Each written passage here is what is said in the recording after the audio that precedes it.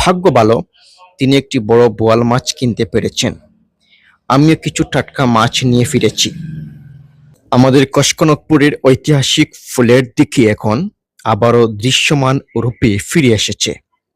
দিঘিটি ২ বছরের জন্য যারা নিলামে নিয়েছিলেন তাদের চুক্তির মেয়াদ শেষ হওয়ায় বর্তমানে পানি নিষ্কাশন করে মাছ ধরা হচ্ছে।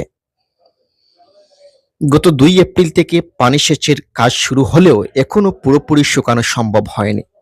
সংশ্লিষ্টরা জানিয়েছেন, সম্পূর্ণ শুকাতে আরও প্রায় ২ দিন সময় লাগতে পারে।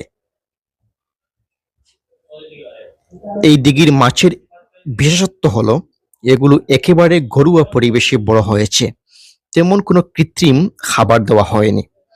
ফলে মাছগুলো খুবই টাটকা, তরতাজা ও সুস্বাদু। প্রতিদিনই বিভিন্ন শ্রেণী পেশার মানুষের ভিড় জমছে, কেউ মাছ ধরার দৃশ্য দেখতে, কেউ আবার মাছ কিনতে।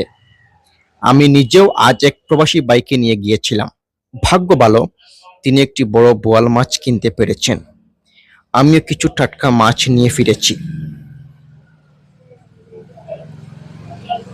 সব মিলিয়ে কয়েকদিনের জন্য হলেও ফুলের দিঘি এখন টাটকা মাছ কেনাবেচার এক জমজমাট কেন্দ্রে পরিণত হয়েছে এবং এলাকায় ব্যাপক আলোচনার সৃষ্টি হয়েছে।